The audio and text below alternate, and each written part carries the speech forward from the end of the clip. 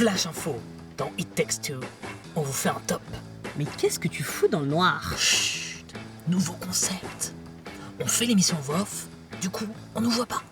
Mais on n'est pas obligé de le faire dans le noir non plus. Tu crois?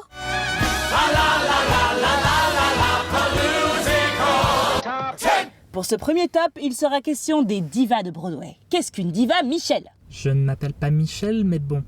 Pour être ne serait-ce que considéré comme une diva, il faut remplir des critères bien précis. 1. Avoir fait sensation sur Broadway. 2. Avoir plus de 50 ans. Et oui, on ne devient pas une diva du jour au lendemain. 3.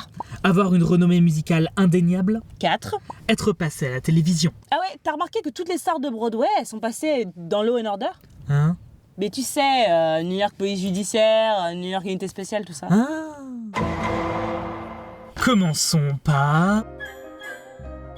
Audra McDonald. Certes, elle n'a pas l'âge requis pour être dans ce top. Mais quand on a 6 Tony Awards, on a un peu tous les droits. Audra Ann McDonald devient la comédienne que tout le monde s'arrache grâce à Carousel, où elle tient le rôle de Carrie, la meilleure amie de l'héroïne. Elle enchaînera les grands rôles dans Ragtime, Passion, Marie-Christine, Dreamgirls, Porgy and Bess et même Billie Holiday. À 46 ans, elle comptabilise 6 Tony Awards dans les 4 catégories d'interprétation, ce qui est un record pour une comédienne. À la télévision, on a surtout pu la voir dans la série Private Practice ainsi que dans 2 épisodes de Law & Order. Au cinéma, elle sera bientôt à l'affiche de La Belle et la Bête par Disney. Elle y tiendra le rôle de l'armoire. Audra McDonald est aussi bonne chanteuse que comédienne, caractérisée par un répertoire de très bon goût, réunissant les meilleurs auteurs et compositeurs, que ce soit Stephen Sondheim ou Roger Hammerstein. En 9e position, on retrouve... Mary Martin. Mary Martin est une légende de Broadway. Elle a connu ses premiers succès dans la comédie musicale Leave It to Me de Cole Porter. Peu connue en France, elle est pourtant l'une des muses de Roger Hammerstein, les créateurs de La Mélodie du Bonheur et du Roi et moi. Au cours de sa carrière, elle a obtenu 3 Tony Awards, respectivement pour South Pacific, Peter Pan et Sound of Music. Pour la petite anecdote, elle fut l'une des profs de chant de notre Daniel Darieux national. Une autre grande diva de l'âge d'or arrive en 8e position. In olden days, a glimpse of stocking. Ethel Merman. Tu vas faire ça chaque fois en fait? Elle fit ses débuts à Broadway dans la comédie musicale Girl Crazy des frères Gershwin. Elle est surtout connue comme étant la créatrice de 3 grands rôles majeurs, dans Anything Goes, Any Get Your Gun et surtout Gypsy. Elle obtient un Tony Award pour sa prestation dans Call Me Madame. Ethel Merman est vraiment l'exemple type de la diva, avec sa voix de poitrine puissante et son caractère bien trempé. Et elle n'a jamais pris de cours de chant. George Gershwin lui conseilla d'ailleurs de ne jamais en prendre suite à la première de Girl Crazy.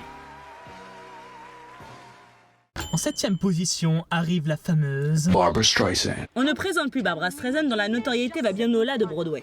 Mais c'est véritablement avec Funny Girl qu'elle gagne le statut de star. Elle partira pour Hollywood pour recréer sa performance au grand écran, ce qui lui valut un Oscar. C'est d'ailleurs plus à sa carrière cinématographique que Barbra Streisand est associée qu'au monde de la comédie musicale, avec des films comme Hello Dolly ou Yentl. Avec 10 Grammy, 5 Emmy, 2 Oscars et un Tony d'honneur, elle fait partie des 17 artistes ayant obtenu ces 4 distinctions, ligotes pour les intimes. En 6e position vient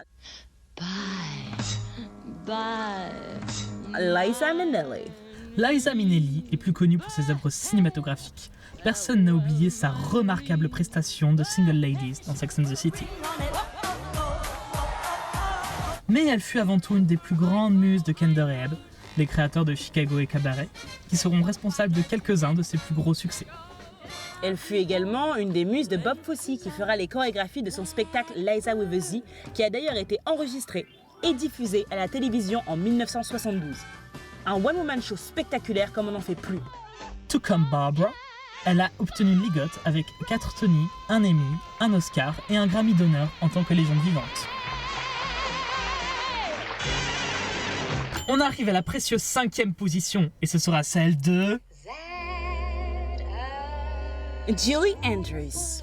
On vous voit d'ici criant Mary Poppins devant votre écran. Honnêtement, je crois pas que... Mais on ne peut limiter Julie Andrews à notre nounou préférée.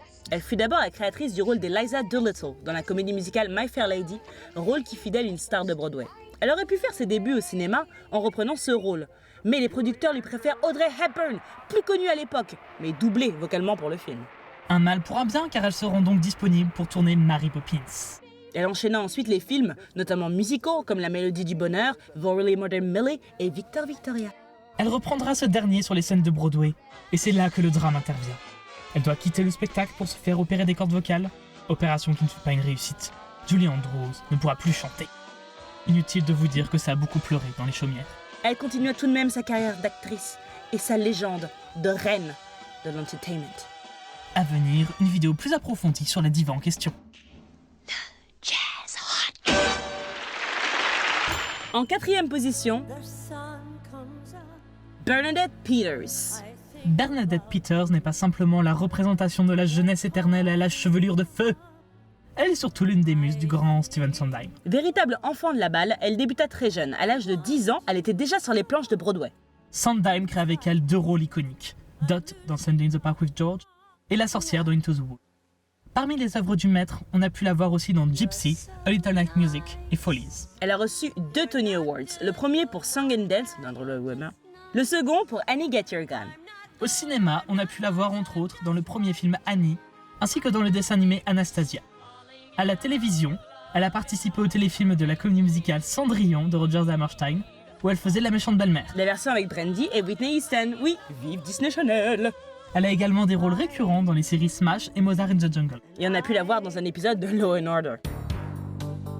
En 3e position, nous vient la petite chouchoute de l'un d'entre nous deux. Angela! Je vous laisse deviner lequel. Vous l'ignorez peut-être, mais cette chère Jessica Fletcher qui nous a enchantés pendant 12 saisons d'Arabesque est l'une des plus grandes stars de Broadway. Vous regardez Arabesque, Michel? Mais je m'appelle pas Michel, putain! Muse de Stephen Sondheim et de Jerry Herman, elle fit d'abord ses débuts au cinéma. On a notamment pu la voir dans le film Le Portrait de Dorian Gray. À Broadway, elle fut révélée grâce à la comédie musicale de Stephen Sondheim, Anyone Can Whistle. Elle enchaîna ensuite les succès et les Tony Awards avec Mame, Dear World, Gypsy et bien sûr, Sweeney Todd. Elle a bien évidemment eu un rôle dans 2 épisodes de Law & Order et s'est illustrée dans le doublage de dessins animés. Mrs. Samovar et l'impératrice Marie d'Anastasia, c'est elle. Attention, en seconde position, sur une rumba, Patti LuPone. Ah, Patti, souvent considérée comme la Ethel Merman de notre temps. Ta gueule, Liliane. Elle est une parfaite incarnation de la diva. Une voix puissante, une prestance, une relation conflictuelle avec les consonnes et un caractère bien trempé. C'est grâce à Evita d'Andrew Lloyd Webber qu'elle devient une star. Même si ce spectacle reste l'un de ses plus grands succès, aujourd'hui elle dit à qui veut bien l'entendre que c'était la pire expérience de sa vie. Et qu'Andrew Lloyd Webber, c'est le mal. Un jour, elle fut touchée par la grâce et décida de jouer dans toutes les pièces de Sondheim. Elle enchaîna Sweeney Todd, Passion, Compagnie et remporta un immense succès avec Gypsy, ce qui lui valut son second Tony. Elle avait eu le premier pour Evita, mais bon, chut. Patti est également très présente à la télévision. On a pu la voir entre autres dans la seconde saison d'American Horror Story et elle a participé non pas une, mais 2 fois à Law & Order. Ne vous avisez pas de textoter ou de prendre des photos pendant une de ses performances. Elle vous humiliera devant toute la salle.